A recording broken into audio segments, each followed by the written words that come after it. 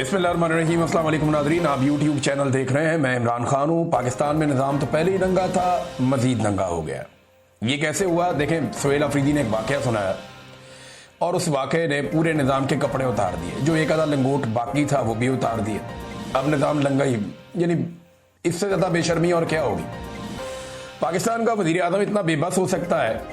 जब इमरान खान साहब ने जेल से कहा ना कि लेला है, जब इमरान खान साहब ने जेल से कहा कि अर्दली है, तो बहुत सारे लोगों को एतराज हुआ कि यार कुछ भी है, बेचारा प्राइम मिनिस्टर तो है ना, जो भी है उस कुर्सी पे उसको चाहे जैसे मर्जी पकड़ के बिठा दिया है, लेकिन है तो प्राइम मिनिस्टर की सीट है। लेकिन इमरान खान साहब ने जो कहा वो शहबाज शरीफ ने साबित किया कि इमरान खान बिल्कुल दुरुस्त कह रहे हैं। इमरान खान ने माजी में कहा था कि ये पाकिस्तान की इज्जत को खाक में मिला देंगे, पाकिस्तान की खारजा पॉलिसी को गिरवी में रख देंगे, ये मईशत को तबाह कर देंगे और ये इसराइल को तस्लीम कर लेंगे। ये सारी बातें इमरान खान साहब ने जो जो कही वो दुरुस्त साबित होती चली गई और अब तकरीबन कोई भी चीज बाकी नहीं रही। सुहेल अफरीदी एक स्टूडेंट लीडर है, जरा मुख्तलिफ भी होगा, लाजमी बात है, उसकी ट्रेनिंग है पॉलिटिक्स की पुरानी। वो कोई सोने का चम्मच लेकर तो मुंह में पैदा हुआ नहीं। अब वो वज़ीर आला खैबर पख्तूनख्वा बन गया। एस्टेब्लिशमेंट ने पूरी कोशिश की कि एक आम आदमी ना बने, लेकिन बन गया। अब वो अच्छा करता है बुरा करता है ये तो आने वाले वक्त में पता चलेगा। सुहेल अफरीदी के सामने इम्तिहानात बहुत बड़े हैं और सफर बड़ा लंबा है। देखना यह है कि सुहेल अफरीदी कितनी कोशिश करते हैं और कर पाते हैं या नहीं। इन सवालों के जवाब हमें आने वाले वक्त में मिलेंगे। मगर शहबाज शरीफ साहब ने टेलीफोन किया सुहेल अफरीदी को, ये उन्होंने बताया अडियाला जेल के बाहर पहुंच के। एक तो सुहेल अफरीदी जब अडियाला जेल के बाहर पहुंचे तो इमरान खान साहब से उन्होंने मुलाकात करनी थी। एक दिन पहले उन्होंने हलफ लिया और अगले दिन पहुंच गए इमरान खान साहब से मिलने के लिए। काबीना बनानी है, काम करना है, लीडर से पूछेंगे क्या करना है। तो जब वो पहुंचे वहां पे तो उनको मुलाकात नहीं करवाई गई। अडियाला के दरवाजे वज़ीर आला खैबर पख्तूनख्वा के लिए नहीं खोले गए।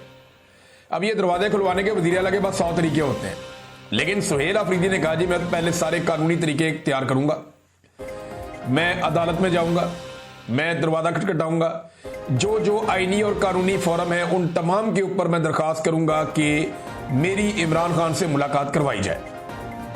फिर भी नहीं होता तो जो पुरअमन एहतजाज का मेरा एक अपना हक है वो फिर मैं इस्तेमाल करूंगा। और वो हक जो है उसके बहुत सारे तरीके हैं। और खैबर पख्तूनख्वा का वज़ीर आला, एक सूबे का वज़ीर आला, ये मुमकिन नहीं है कि उसकी इमरान खान से मुलाकात ना हो। अगर वो करना चाहे तो वो टेढ़ी उंगली से घी निकाल सकता है, ये हम सारे अच्छी तरह जानते हैं। अब एक बड़ी अजीबोगरीब बात बताई सुहेल अफरीदी ने। उसने कहा जी मुझे शहबाज शरीफ का फोन आया था, तो शहबाज शरीफ ने मुझे मुबारकबाद दी। अब इस पे ना कुछ खबरें आई हुई हैं कि वज़ीर आज़म ने फोन किया और मुबारकबाद पेश की और नेक तमन्नाओं का इजहार किया और उन्होंने कहा मुल्की मफाद में वफाक नए वज़ीर आला के साथ मिलकर चलने को तैयार है। ये सारा कुछ जो है, हालांकि इससे पहले इसको रोकने की बड़ी कोशिश की। यही शहबाज शरीफ के जो इंफॉर्मेशन मिनिस्टर ने बाकी लोगों ने मिलकर प्रेस कॉन्फ्रेंसें की, कभी नहीं बनने देंगे, हम देखते हैं कैसे बनता है। बड़ी बड़ी इन्होंने जमीन आसमान के कलाबे मिलाए और वही मिलिट्री एस्टेब्लिशमेंट के कहने पे। लेकिन हुआ क्या, वो बन गया। अब जब बन गया तो उसको मुबारकबाद का फोन किया, ये अतमाम में हुज्जत है। ये बात याद रखें कि जो इस वक्त मिलिट्री की आदत है या इस वक्त जो पाकिस्तान के अंदर अर्दली हुकूमत बैठी हुई है, ये मिलकर एक ऐसे हालात पैदा कर देंगे कि इनके सामने कोई रुकावट ही ना हो।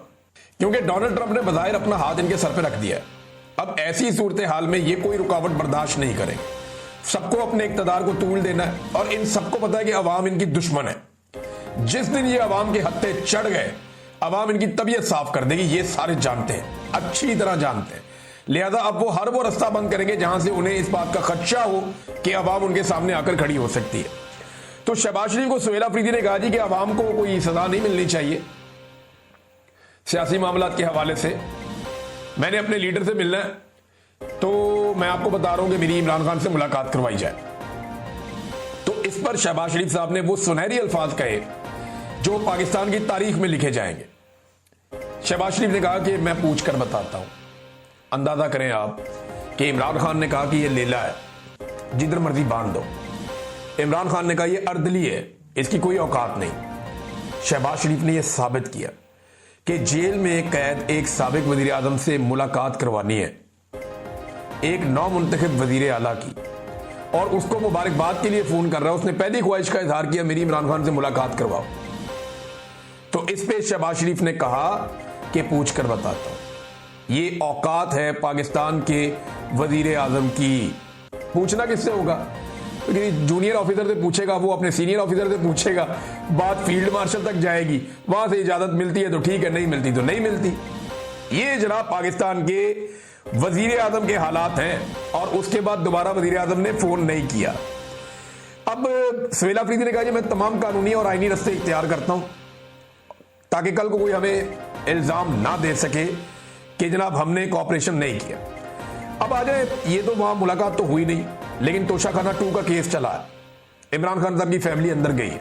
खान साहब ने क्या क्या कहा वो मैं आपको बताता हूं, लेकिन पहले तोशाखाना 2 में एक लंबी तारीख दे दी गई है और अगली तारीख डाली गई है 29 अक्टूबर, यानी अगले 15 दिनों तक कोई समाअत होने नहीं जा रही। 29 अक्टूबर की तारीख डाली गई है और मुझे ऐसा लगता है कि शायद 29 अक्टूबर को भी एक लंबी तारीख डाल दी जाए।